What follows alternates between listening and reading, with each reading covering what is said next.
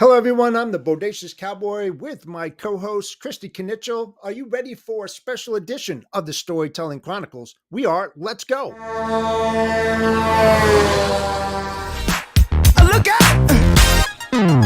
Pop, pop, it's showtime. Showtime. Showtime. Guess who's back again? Oh, they don't know. Downtown. Oh, they don't know. Downtown. I bet they know as soon as we walk in. Showed up. I'm wearing Cuban links. Yeah. Designer mix. Yeah. Inglewood's finest shoes. Whoop, whoop. Don't look too hard, might hurt yourself. Known to give the color red the blues.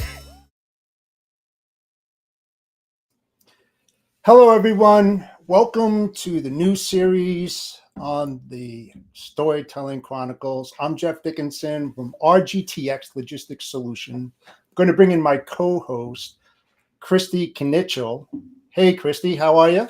Good. How are you? Oh, I'm excited about starting up this new series, Empowering Women into Logistics. It's a very important topic, as you and I have discussed many different times. And over the next several weeks, we're going to bring in a diverse guest list of people, both male and female, that are supporting each other. We're going to talk about the difficulties that we still have since the Equal Pay Act of 1963 that went into the Civil Rights Act of 1964, and where we are right now, even 40, 50 years later. So let's bring in our guests. Some of you know her, some of you won't. Nicole Glenn. Hello, Nicole. How are you? I'm good. I was doing a little to your dance music Everybody that was does going on. Listen, I did the last time too. I'm like, let's keep dancing. Right, it's like backstage fun. We can break out if you want. I mean, Yeah. But hey, Nicole, thank you so much for being our first guest on this very important topic, empowering women into logistics. You were on my show about 11 months ago when we first started this, and I definitely wanted to have you come back on. For those of you who do not know who Nicole is, I'll be surprised who doesn't, but just tell them a little bit about yourself and your business. Sure. So I've been in transportation logistics since the year 2000. So I'm dating myself.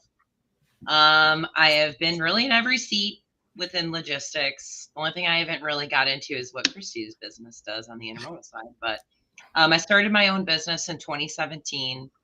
And in that, I've come across many different people that have lifted me, mentored me, inspired me. And so I love the idea of giving back to our community of just people in general and how to thrive, learn, and grow in their spaces.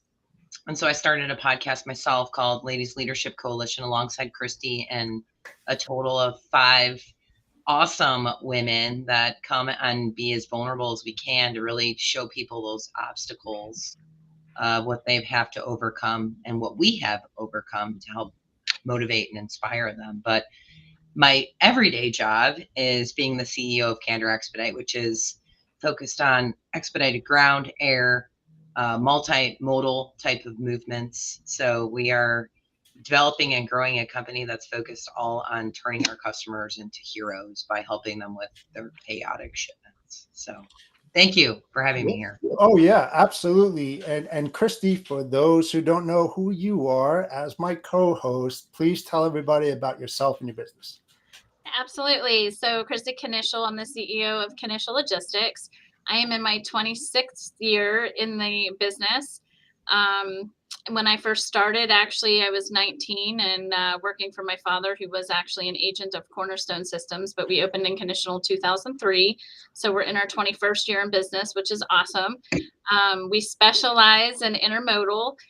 We also have full truckload and LTL as well, but want to continue to build the company up to a really big size. I feel like there's not many women in this space that have the opportunity to do that. And I want to be one of those women alongside Nicole and many other women that are out there building these businesses in a very tough male dominated, industry. So, like Nicole mentioned about being on the LLC, I mean, it's really important for me to give back to women and people in general. But especially helping people not make the mistakes I made along the way, because I had a very challenging upbringing within the business. And I wish I could have reached out sooner and had a lot of these networks that I have now a long time ago, but I'm here today and I just want to continue to share. Awesome. Awesome. Let's just touch base on that just a tad. Nicole, you'll be first on this. How difficult was it starting up a woman-owned business? What kind of barriers and obstacles did you personally have to either go through or jump over? Because I know it wasn't easy. And No. I know that Christy helped you along the way, and that Still buddy does. system. Yes.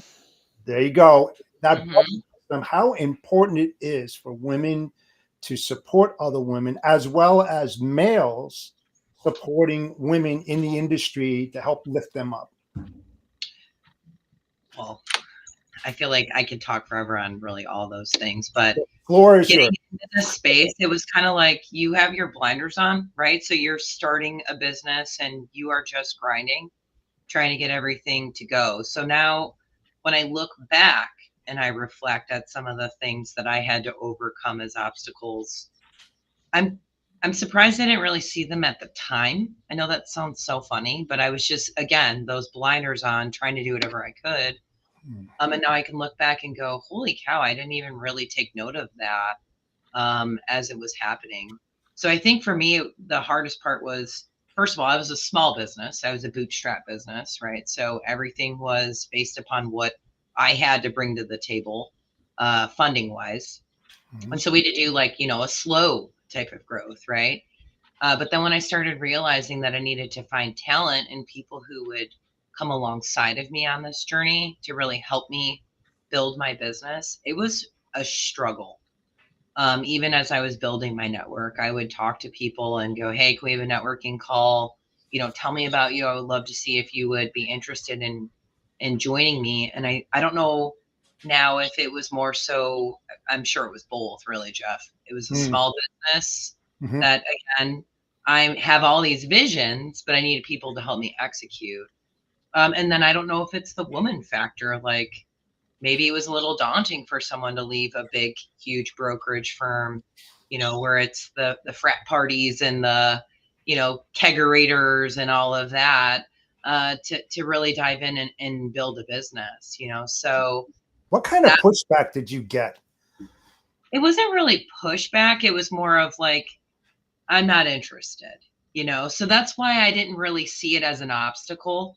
Mhm. I tell this story often. I went, you know what? I'm going to bring a bunch of women on my team. And so I went through my LinkedIn and I was in Chicago at the time. So I reached out to every single female that I had within logistics in Chicago. There was over 100 people and I had 3 people respond back to me at all. And I was going, I would love to talk to you. I'm trying to lift and bring women into my company. I had 3 people get back to me total. One of them even ghosted me on the interview. And the other 2 were like, thanks so much, but you're so small. So I was like, oh, I was really, that like hit me, like, not my ego, but it hurt my heart that, Let women, me ask you a question. Let me just interrupt you there. You mentioned that you reached out to 4 women. no, 100, 100. over 100 women. Okay, so over Yeah. 100 women. Now I've got to ask you the pressing question. Why didn't you reach out to a male? Oh, I did. You did. But Okay. Okay. I was just going, because I kept hitting these kind of wall blockers, like you're too small, Right. type deal. So I was like, maybe if I change my emphasis, because I did come from a company that lifted and empowered women, and we had a, That's a good. all female like leadership team, not intentional, it just happened, right? Right. So it was like this would be great if I kind of replicated that and try to like find those women that needed that opportunity. Maybe they're not heard at where they are, or the culture was hard for them and they couldn't navigate that. I was like, I can do that. I can bring that to light for people in a positive way at my company. So this was just an exercise, right? Me going, because I have tried to do everything I could. I'm like, maybe I'll focus and then I'll find my tribe. And I couldn't. It was like not happening at that point in time. It's dramatically changed since then, due to talking to other people and continually working and building out the company. but that was a huge one. And I'm even having some now. I'm learning the whole funding side of things, because we've gotten to a point where we have some really interesting technology that is being put into the transportation space on the refrigerated side. And I'm just in that spot where I'm going, okay, I know enough to be dangerous, but I need to really get out there and like be vulnerable and see what I need to do. And I had my first investor conversation. I don't know if I told you this, Christy. I felt like I was on a really bad date. That's what it felt like. It was like, okay, are we gonna talk more? Like, it was so bad. And so then I ended up talking to a lady that was on LLC before, and that's what she focuses on, is angel funding. And she was like, you're gonna have such a tough time because you're a woman, and you are gonna not get the same ability to be taken seriously unless you have an all male leadership team of people that are either founders or have supported you.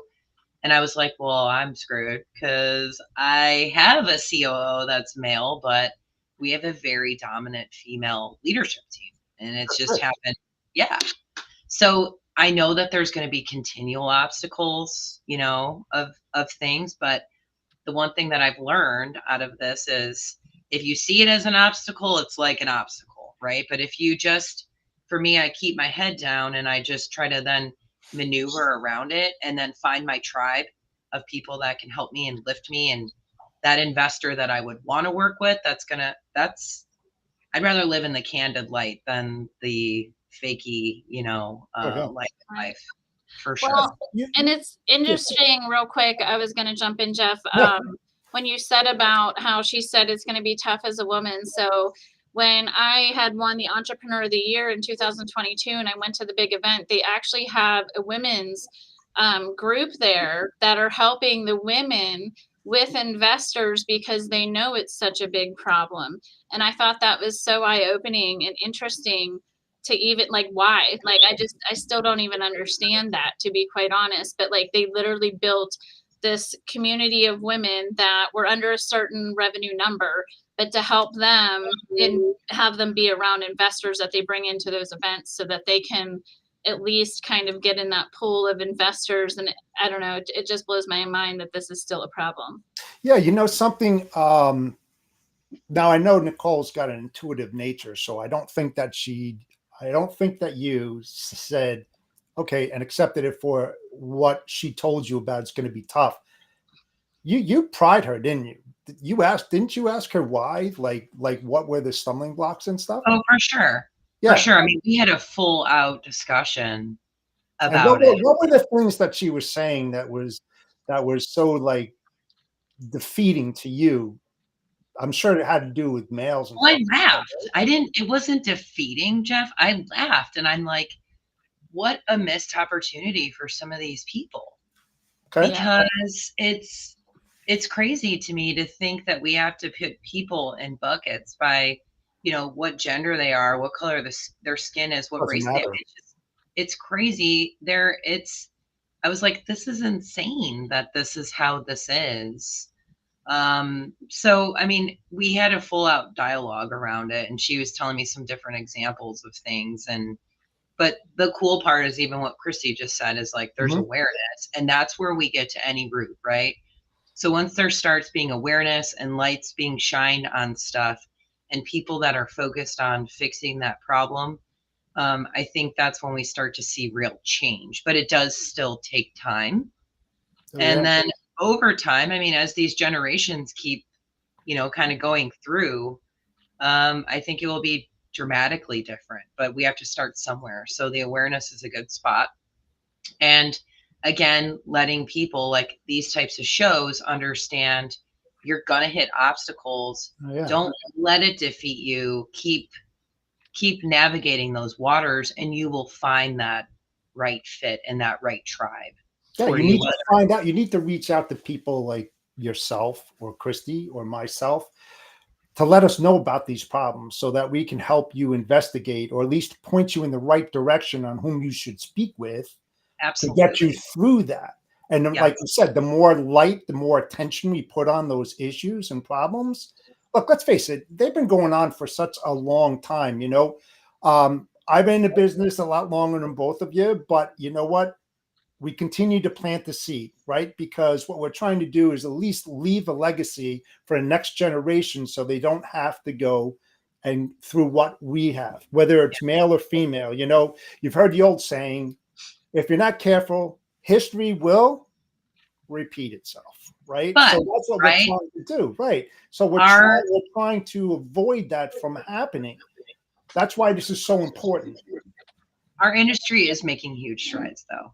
It So I is. know we talk about the negative spotlights of things, but I'm sure I mean, my journey is way different than what it was when I first got in 2000. I'm sure Christy could say the same thing.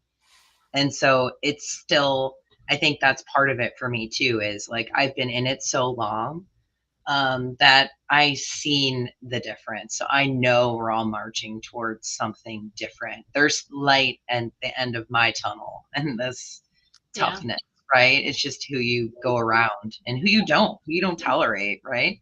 Right. And I Mhm. think the biggest thing, Nicole, you and I talked about, like putting yourself out there. And I feel like we do have to be more visible out there, honestly. And that helps also not only build your network, but gain almost that, I don't want to say brand, but like almost Thought that, like leader. yeah. So that people know who you are. And it's a shame because I feel like you shouldn't have to do that. But Right. that's why we do that. And I do agree with you. I mean, it's definitely changing. It's not where it should be, Right. but we're definitely all making strides to get there so that we can all have a better place for everyone. Yeah, and here's one big void.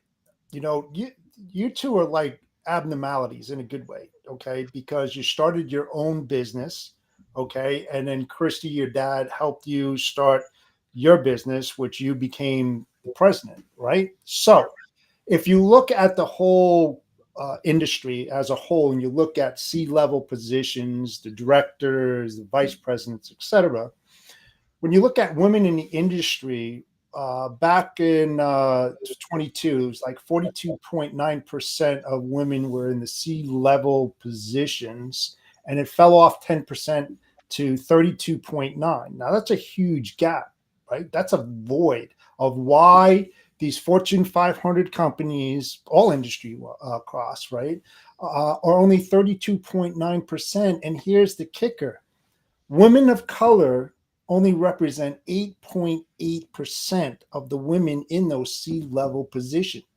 That's a huge gap, no matter which way you look at that, You just right? gave me goosebumps. I, no, I'm just No, I'm serious. when you think about that, right? And even so, and I mentioned earlier just a snippet about the Equal Pay Act of 1963. Women still make, if you're not in your two positions, 86 cents on the dollar compared to men. So there's still a 14-cent gap. You shouldn't have to hire or disqualify somebody from race, gender, religion, or political affiliation. You should hire them for their knowledge, their experience, their can do's. What I'm saying? I mean, I know you know what I'm saying, but it's unfortunate that you're not seeing it. So why aren't those C-level positions not getting filled? You don't have a problem with equal pay because you're a women-owned business. You have women that work for you, and I'm sure across the board, everybody is equally paid for same position. Whether you're a female in that position or a male in that position, you're getting equal pay. But it's Yep. not true across the industry, unfortunately. Well, I've read some things on this too, and there's some, I guess women are known as not really good negotiators, right? So if I have a position and I say, hey, this is paying a range of 35 to 55,000, some women will just go, well, I can do 35,000. Or if you say this role is paying 45,000, men will come in and go, well, I'm already, I really want to be on this path. And they sell themselves to get that 50,000. Where women tend to go, okay, sure, that's what it's paying. I will take it. And I've read many different stats that women don't negotiate that out of the fear of hearing no, risking the potential of even having the job because they don't want to come off as like, combative in any way. And so that is a big thing that, everybody needs to start understanding is how do you present yourself in a way that conveys your story and your net worth, and then challenging that, obviously respectfully, but working towards that. Because I think I'm not saying the only thing. So I know that there's companies out there that intentionally don't put races and genders and roles. And I mean, I know that. But at the same time, there are some things we can internally do as employees ourselves. Go on online and see what those jobs are paying, and get the understanding of what's a true comp in that area. I mean, if you're trying to work at a company in Nebraska and you're looking at salaries in New York, way different, right? But if you focus in on your area for what that position is, you'll have some good insight. And then think about your experience and put that out there and try to negotiate that. So I think that's one thing that we really need to teach women. And I was just talking to someone about this before the podcast about women as well. Women want to check every single box when they go apply for a position. Like, if you even asked me 2 years ago if I was ready to be a CEO, who has been a CEO for the past 5, I'd be like, no, I'm not ready to be a CEO. Because you're always learning, right? You only know what you know. And so a lot of women tend to go, well, that marketing director role is just too big for me. I can't do ad campaigns. I don't know anything about Salesforce. And instead of presenting themselves going, hey, I don't check all these boxes, but I'm going to rock all the boxes I do check, and I'm going to learn on the other 2 ones. Whereas a man will walk in, there may be 20 boxes, he does 10, and he's like, I'm the man for this job, sign me up, right? Yeah. So we need to inspire women and understand that you don't really need to check all the boxes. Those are like perfect world what a company wants. It's not going to get it. Bringing in different traits than what are listed there. But I think we also need, as company owners and people who are in the industry, need to start sponsoring, being diverse in who we're sponsoring inside of our companies. So I had my CEO in here before we even had this got on here, and I'm sponsoring a male in my company, and I'm going, hey, I've worked with this male and he's done this, and I know you're relatively new to the company and you haven't seen this and this. So I am these people's voices, and I'm their advocates behind the scenes. And I think that we need to make sure that sponsorship is balanced, right? So I am sponsoring our young people, our older people. It depends on the person on why I'm sponsoring them as an advocate for them within the company. So I think we need a lot more of that so we can get more women at the leadership seats and more people of color at the leadership seats. I think that's important that we take that and kind of have to drag some of those people along with us, because they're so humble that they might not ask for it. Yeah. And I don't know, I'm going to take like a different path on this. I'm curious, first of all, I believe that it's training, number one, and why these women aren't good negotiators, because where they came from. They probably didn't come from a woman-owned business, that they didn't get that support that they needed, probably male dominance, and they didn't spend the equal amount of time with them as they would with their male counterparts. So when they go into a job or a job interview and they're talking to human resource BP, if it's a male, maybe they would feel a little standoffish and not wanting to get into a verbal argument to basically prove that she's worth that value, compared to a woman HRBP that's interviewing. I want to get Christy. What is your thought about that? Do you think that's a true statement? Oh yeah, I mean, I think that that's a big part of it is being aware. who you're around. I mean, I can tell you, like, working for my father was very intimidating, and people didn't want to ask him anything. I didn't even ask him for a raise for 20 years, to be quite honest. So I think at the end of the day, like, I think educating is really educating, training, and bringing confidence into the situation with women. And, there's also some men that have worked for me too that are very quiet. But at the end of the day, a lot of it too is doing the education behind the scenes, like Nicole mentioned too. Know the market, know what the role is. It's not the title. We talk about that all the time. It's what the job function is too. Understanding it, knowing what you've done. My sister just went through this at a company she's at. And one of the things she just said to me the other day is she wants to ask for an increase and was asking me for my advice. And the first thing I said is, I know what your job role is, and you're doing like 4 things outside of that. You need to start keeping track of the things that you're actually doing that go above and beyond or outside that role, so that you do get recognized for it. And it's interesting because they told her, yes, we do know you're doing all these things, but I feel like if someone's not confident to bring it up, they're not going to just tell you. And it was a male that she had to talk to where she felt more comfortable, she told me, talking to her direct report, which is a female. So I think there's another problem there too, right? Is just building that confidence up to be able to talk to whoever that is, and know what your worth is, and understanding. Yeah, and so want to bring in my sponsor, Dale Prax, from Freight Validate. He is sponsoring all the episodes for women empowerment, and I appreciate it. So let me just share this with you. I think you'll learn a lot. Introducing Freight Validate, revolutionizing identity and compliance verification for shippers, brokers, and motor carriers with cutting-edge technology. Now, experience the power of voice-activated information retrieval with Siri and Alexa. Hey Siri, check Freight Validate. Sure, what's the MC number? 387211.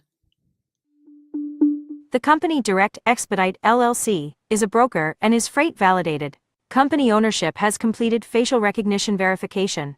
Basic company identity verification, risk assessment, and compliance info has been verified by freightvalidate.com. Please follow company protocols for additional safety and compliance vetting. For more information, please go to freightvalidate.com. But that's not all. We're excited to announce our new pricing plans. You can now get individual packages for as little as $15 per month. And here's the deal. Enter promo code SIRI15 and enjoy a whopping 50% off your monthly charge. Freight Validate ensures complete access to our state-of-the-art identity and compliance verification system. Speed, accuracy, and savings all in one package. Don't miss out. Upgrade to Freight Validate today. Fraud starts with fraud. It ends with Freight Validate.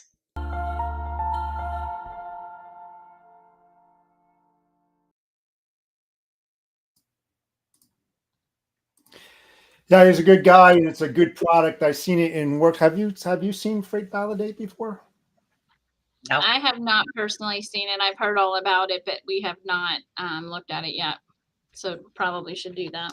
Yeah, no, it's definitely a good product. Dale is a supporter of the Carrier Broker Summit, the last one in Tampa that we were at, and also Kansas City. So check out his website and see if it works for you. It's a really good product. So where do we leave off? Where we were talking about? I know you were talking about your father being a really big disciplinarian. I think we had this talk once before.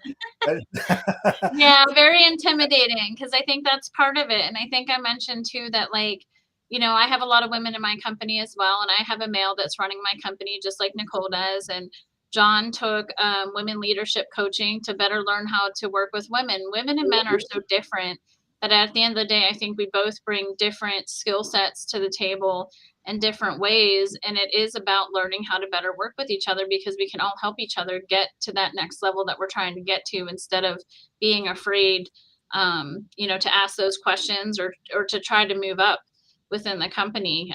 It's not going to always work. I'm not going to sit here and be like, hey, you do these things and it's going to be this, sunshine out there and it's all going to be great. But there's different things that people can do to really gain the confidence to learn and educate yourself on what you need to do to bring to the table to try and get in those roles.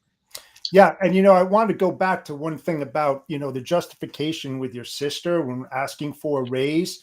Now I'll just use myself as a male and what I did way back in the day. But when it came to accountability, when you got your review, I used to have a Excel page that I would write down everything that I worked on with the date, who I spoke to, what the project was, and I would have a plethora of actionable things that I did over the quarter.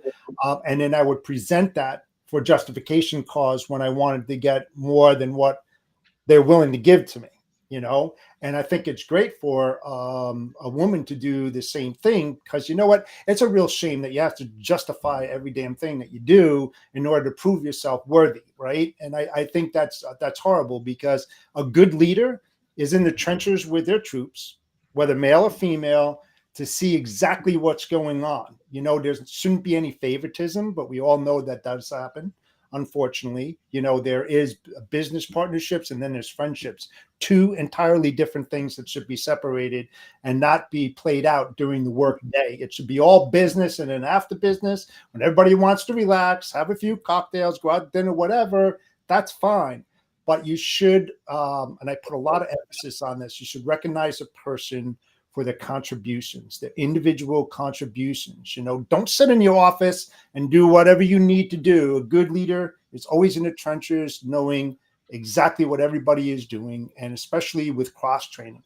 I'm a firm believer that no matter what position that you have in an organization, everybody should learn everybody else's job, plain and simple. In case somebody happens to be out for any specific reason, it could be a snow day or they're sick as hell, whatever, at least you have somebody that could jump in their seat, depending upon on day, what needs to be done, and I think that's crucial. And that's why I always say training is the most valid thing in any kind of business that's out there. And you need to have process improvement plans as well as work instructions that you can base off your business from, especially with a women-owned business and women that are working in a business, that they need to justify their cause. I hate to say that. And they need to review those work instructions or process improvements more than often, and then make addendums to those work instructions and those process improvement plans to show results driven off the original document that was created over a specific time. And that will bring confidence to them too. So like, absolutely. Right. If you like that spreadsheet, I was thinking about that because I had a friend, she didn't know how to really write her resume because she's like, I'm just in accounting. I'm like, girl, you do so much stuff. Like, let's break this down. So I think if you wrote down all of those things that you did, I don't even think you should, that should fill you up, right? That you can like go into that and be like, hey, look at all of these things. I'm ready for more. I'm ready for that next level. I'm ready for that raise. So that helps you with that. And it isn't even just validating yourself. It's like almost an internal little fire lights. Like, I'm worth it. Hell yes, I'm worth it. Yeah, exactly. And I think the other part of this too is like, I think what we're all doing out here, right? Talking about it, trying to lift other women up. And I've noticed, I'm sure you have too, Nicole, like the more we've done the LLC and like Jeff doing this and like out there talking about it, I feel like there are more and more men that are getting behind us. There's more women feeling confident to go out there and speak that maybe weren't speaking before. Everyone obviously started doing podcasts when COVID happened. And I think, again, that also kind of like, I think broke a barrier for some people that maybe wouldn't have done that. But I think the more and more we talk about it too, again, people learning from what we're talking about and helping them within their career path and asking for the things they wouldn't ask for, doing the things they didn't know to do. And knowing that we're out here doing it, right? You can do it too. Like, that's my biggest thing of all. Like, if I can do this, you can certainly do this. Right. You're not going to ask someone to do something that you haven't already done or experienced, right? Based on your knowledge. that, I mean, we talk about all these different things in logistics, but a lot of it comes from the history and the experience and knowledge that you gained over time. And you two will pass that along as well. When women reach out, they need that help, and all of a sudden they talk about a specific subject that you already went through that they need help with, and that's what we need, that support, that lift that we've been talking about. And I think in a lot of areas, and correct me if I'm wrong, but I don't think that women know how to ask for help, and they really should.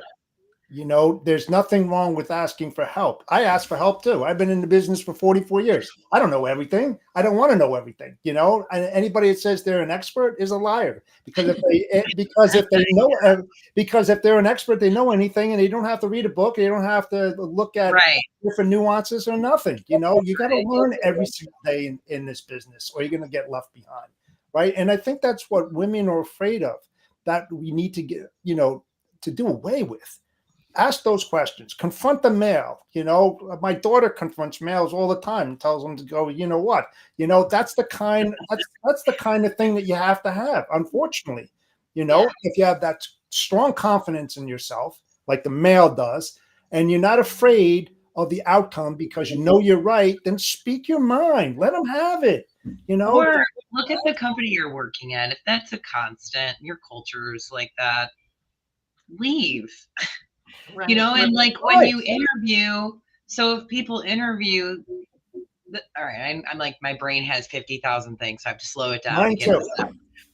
Exactly. But when you go on an interview, the way that you should be going into it is, yes, you're applying to get that job, but you should look at it as you are vetting this company too. You want to understand the culture, and do they embrace diverse voices? How do they do that? Like, have questions every single time. You'll hear like people will in an interview will go, do you have any questions? And a lot of candidates go, no.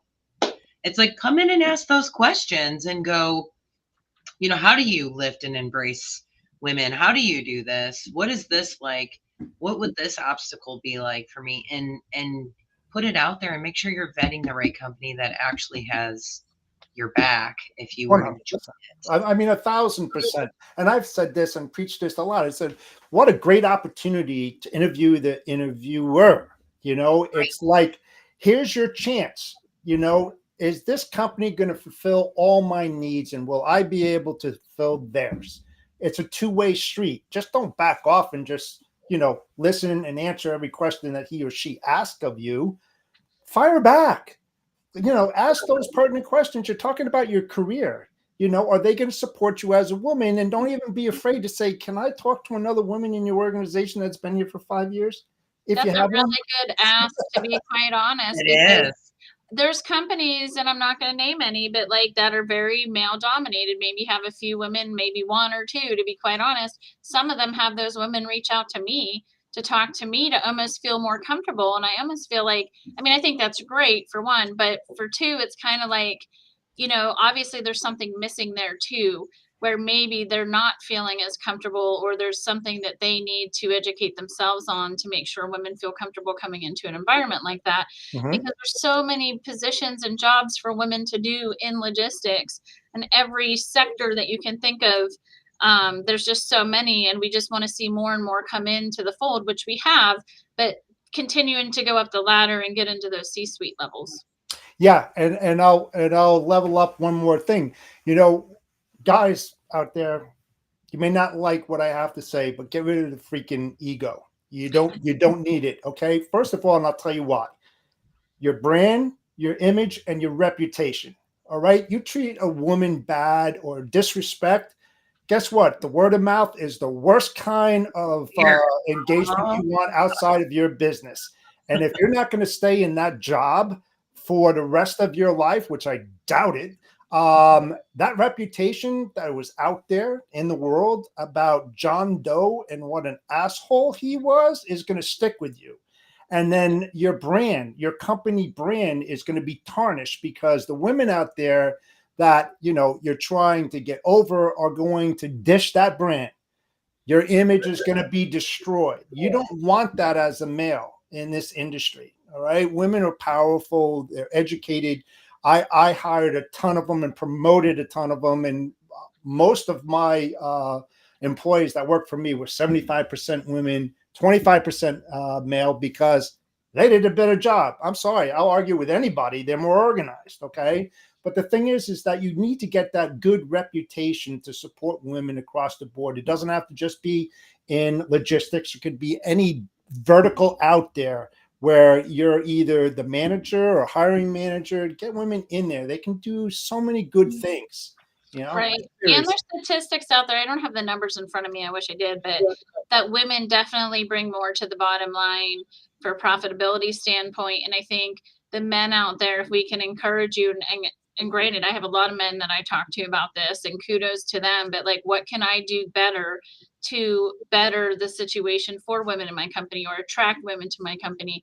Like asking me those questions. And we need to have a lot more of that because we need everybody working on this together.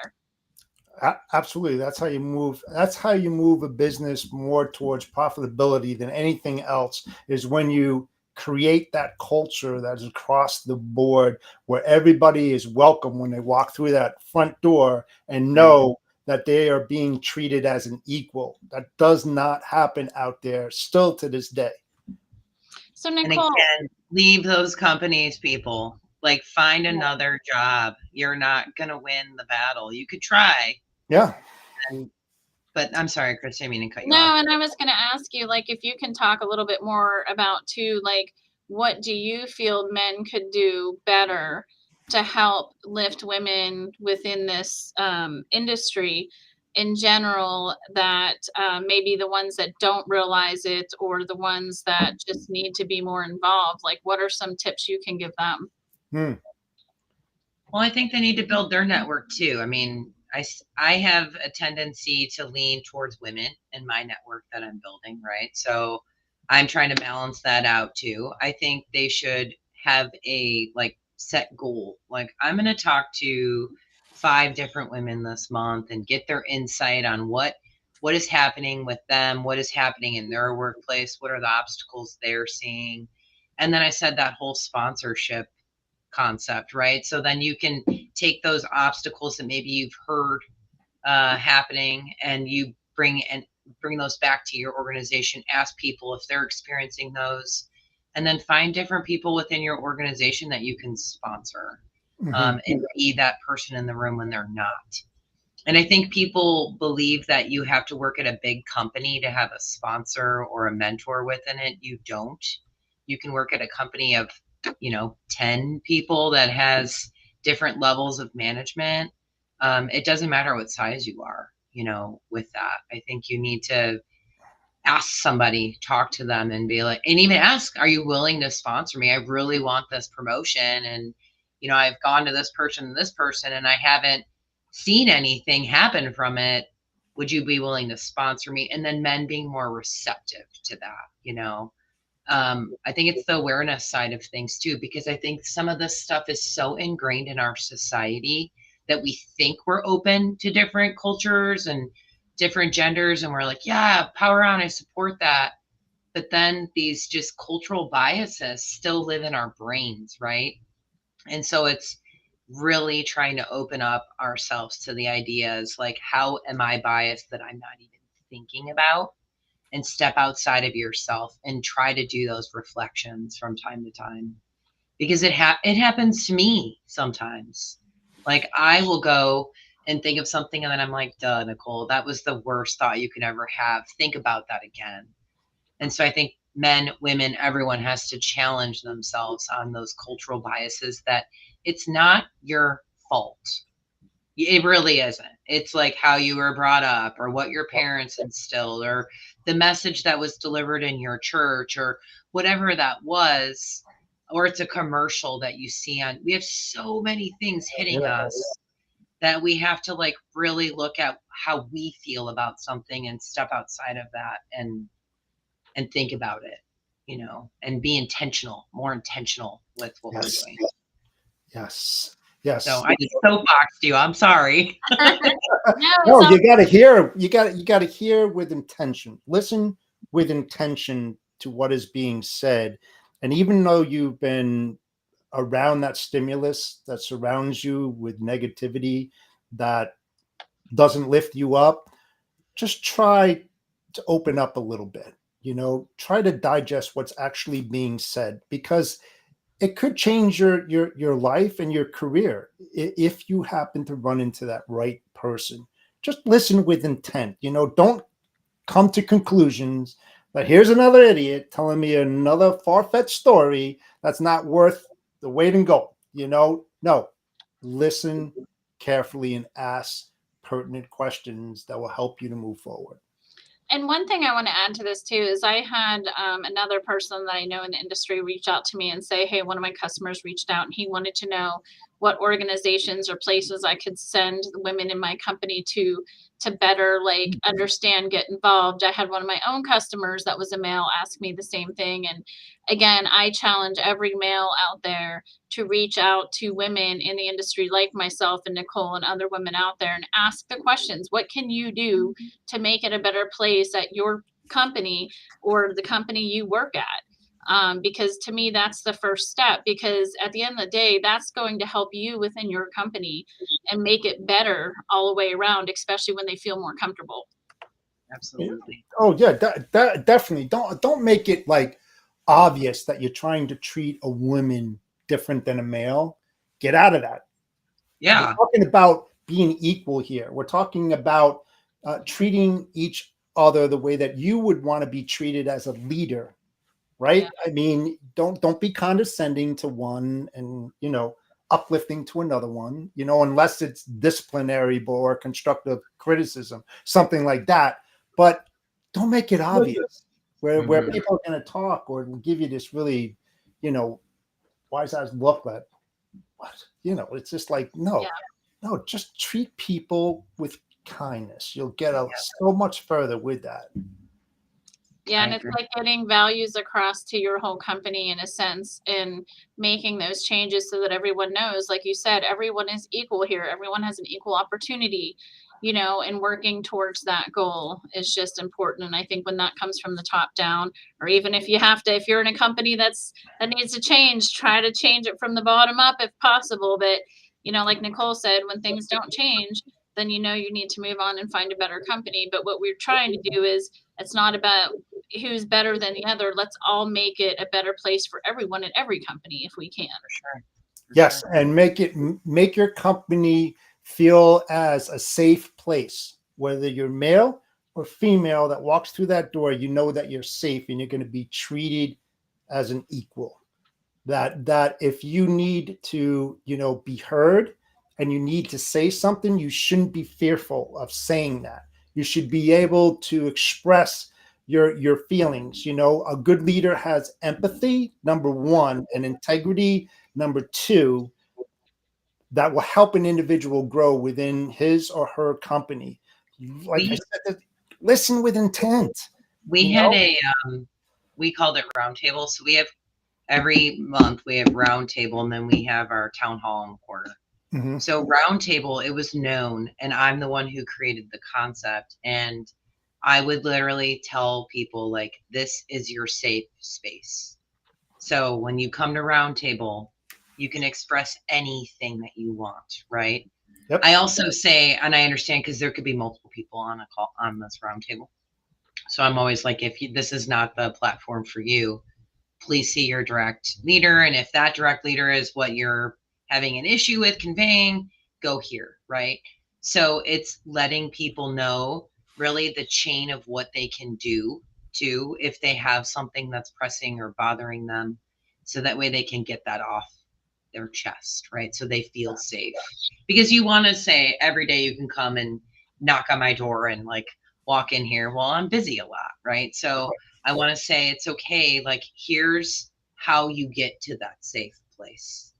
So it's almost like when there's a fire, you have one of those crazy maps on your wall and it says go out this way, right? And Exactly, with so all the but error. yeah. And so with literally is saying like, here is when you have a fire, this is how you get to where you can get, and have that sense to be heard. And I think we need to do that because everybody operates different. So they need to know that that chain of what happens to do that. Absolutely. Absolutely. So closing statements, Christy, I'll give it to you.